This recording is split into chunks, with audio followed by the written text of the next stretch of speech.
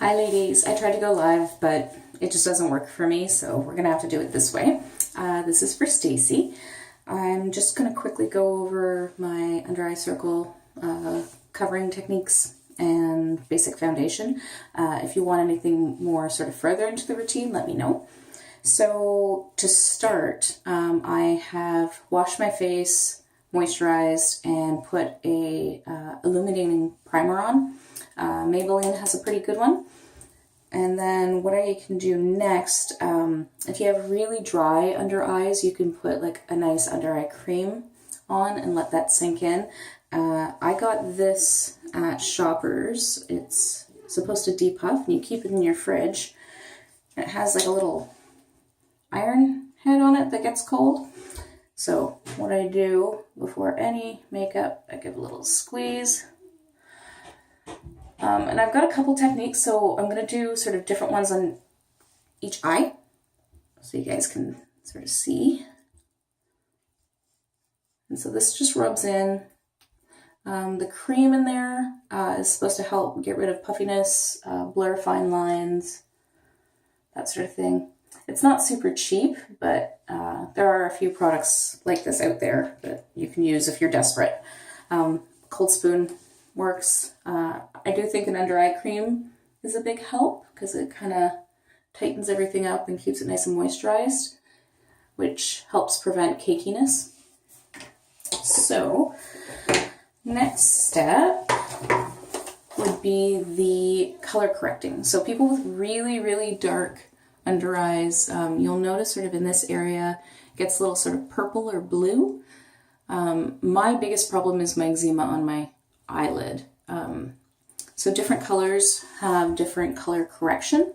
So for blue and purple, you want to use like a peach or a salmon color, depending on the tone of your skin. I use Benefit Boing concealer. I don't do this very often. Honestly, I use a regular concealer that is high coverage enough that I kind of skip this step. Can't really tell in this lighting, but it's sort of like a peachy tone. It's a little bit darker than my natural skin tone.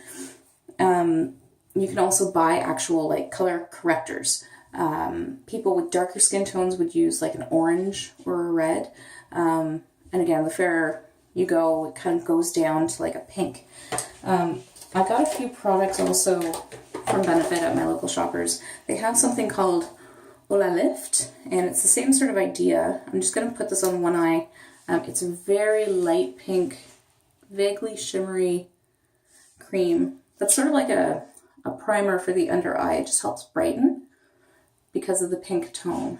Like, you can see the difference already.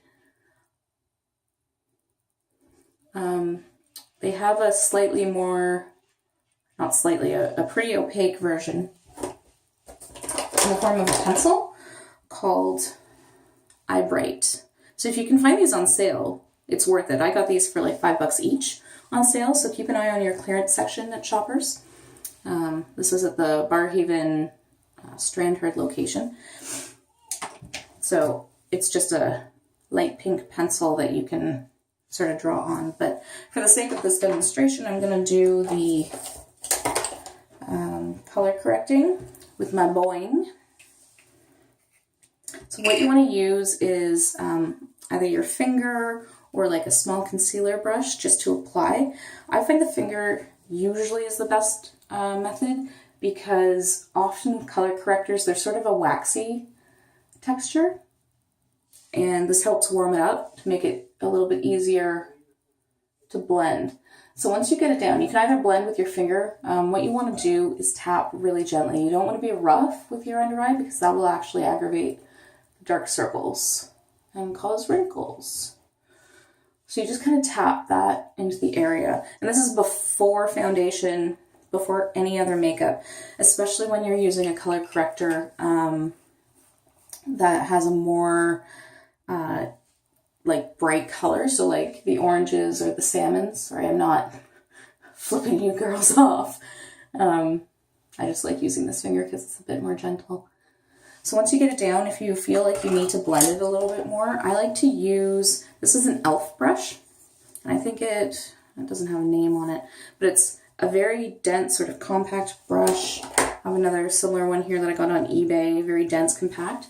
And I just use that to kind of blur out the edges a little bit. So this isn't really supposed to provide coverage. What it does is it cancels out the color, which is why it goes on first and you cover it up with foundation. If you put this on top of foundation, then you can end up with sort of weird coloring under the eyes, which doesn't really fix the problem, right? So you can kind of see the difference. I still have a bit underneath, but it's a start. What I do then is my foundation. It's up to you, the amount of coverage. I've been really liking the Maybelline Dream Cushion, relatively cheap. They're coming out with a new one with SPF in it, which I think I'll pick up because I really like that for the summer.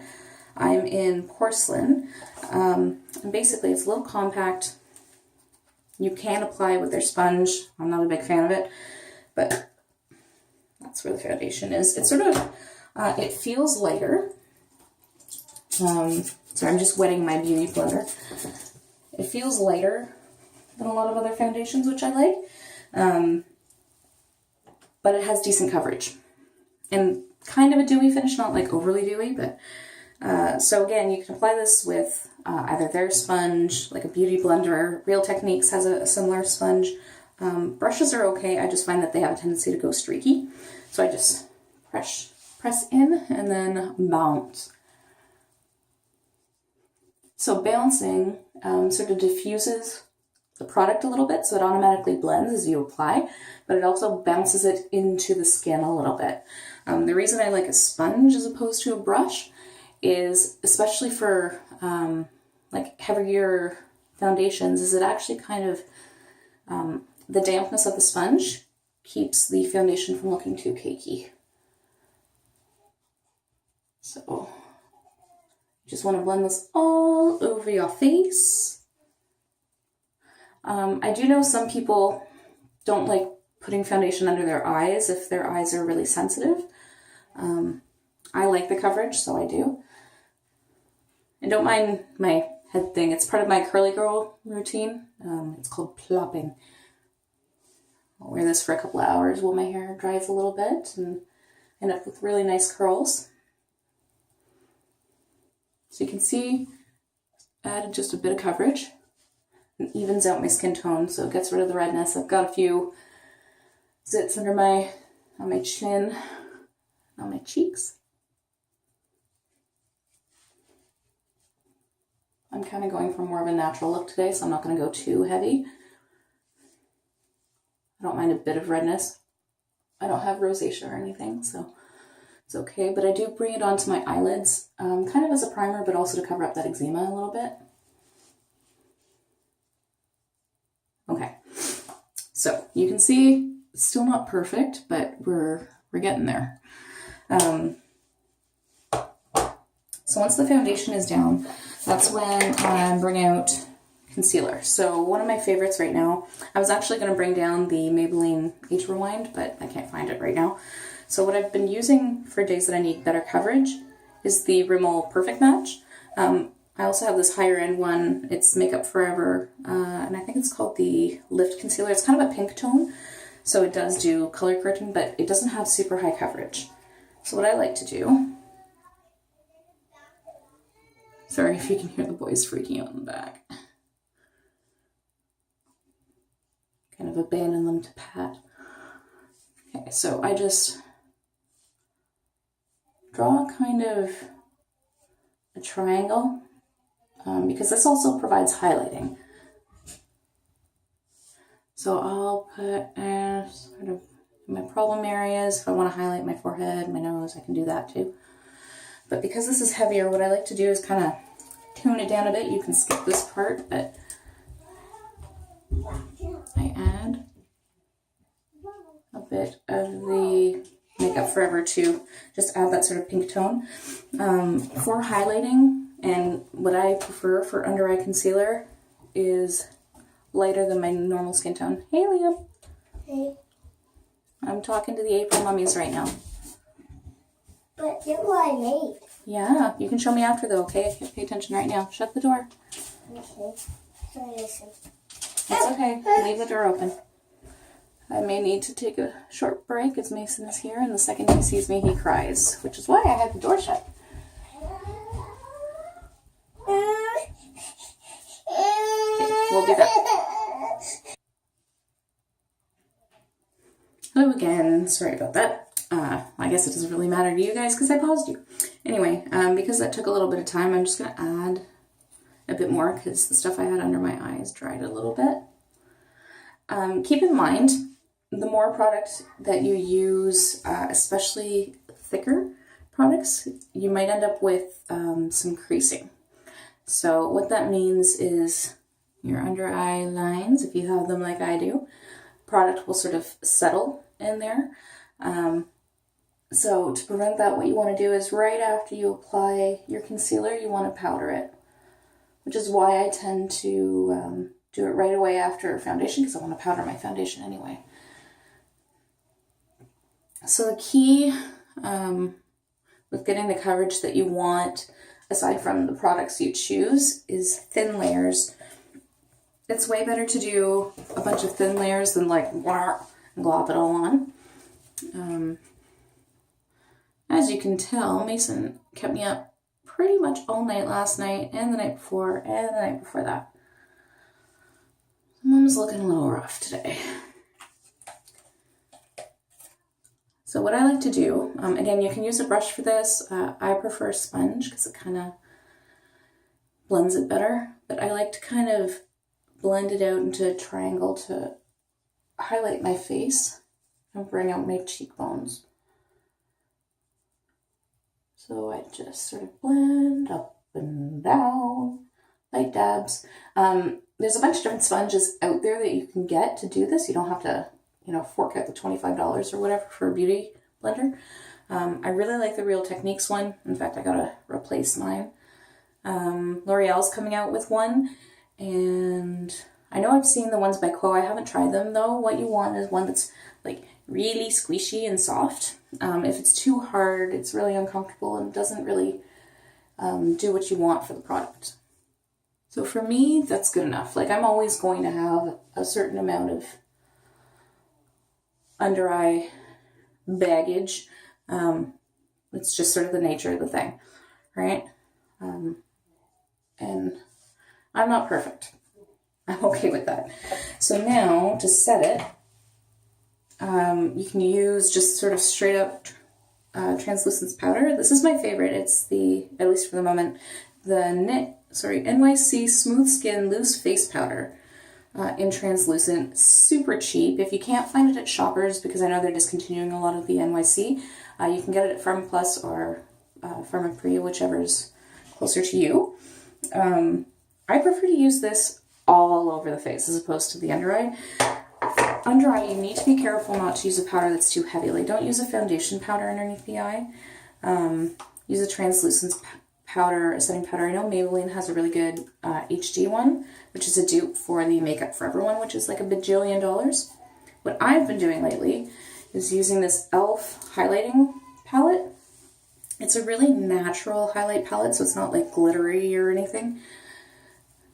But I just dab it on my under eye, and that again helps sort of brighten and lighten the area while setting the makeup. These are like beautiful fine powders. They're really similar to the Hourglass Ambient Light powders, except like a fraction of the cost. I think this cost me like $5. So e.l.f. products you can find at Pharmaplus or Walmart. Okay, and I'm just using sort of a, kind of called a tulip brush, but it comes to sort of a cool shape. Mine's kind of, it needs a wash, but it's called the Tapered Face Brush by Gillette, which I got on eBay, again, super cheap, because as we all know, mama don't got the cash, so, but it works great. So once you set the under eye, oh, I meant to show you, you can also bake. I find baking to be a little tricky because it's really easy to go overboard and then you end up with a really cakey under eye. But what baking is, I suppose I can show you on one. is you take your face powder. Again, you want this to be translucent. You take your wet beauty blender, or damp really, you don't want it wet. Take a bunch of powder and you dab it under the eye. Some people will let that sit for a while, like they'll do the rest of their face and then brush it off. I can't because my face is so dry that would just like suck the life out of it. So for the under eyes, what I do is I'll use translucent powder to bake, and then my e.l.f. powders to sweep. And I just blend it into the rest of the eye. And what that's supposed to do is really like lock the concealer in place and brighten under the eye. I don't really see enough of a difference, but I do find that this will get like really dry and cakey looking, so I'm not a fan. But then I take a bigger face powder brush. This is just the large powder brush by Julep again. e.l.f. has a good one. If you want to spend a little bit more money, the Real Techniques brushes are fantastic. EcoTools has really good brushes too. And I just dab. You don't want to sweep because that can actually move stuff around underneath and then you end up losing coverage. If you do want a little bit more coverage around the rest of your face, what you can use, and what I would like to try actually, is like a powder foundation. So you can use powder foundation to set your liquid foundation, and that will build up coverage. You just want to bounce. Again, what this does is it helps get it into the skin, so it really locks everything in place and helps prevent cakiness and that like powdery look. Another way to fight that when you're sort of all done is to use a setting spray. What that'll do is kind of remove all the powderiness from your face and help lock your stuff into place. So that's basically it. I don't know if you guys can see the big difference. Sorry, I just nursed a baby, so he messed up my plop. I don't know if you can see a huge difference, but for me, this is like my basic face. From here, I'll normally do like my bronzer, contour if I'm feeling fancy, blush, etc. So I hope that helps. If you have any more questions, let me know. Yeah, thanks guys. Bye.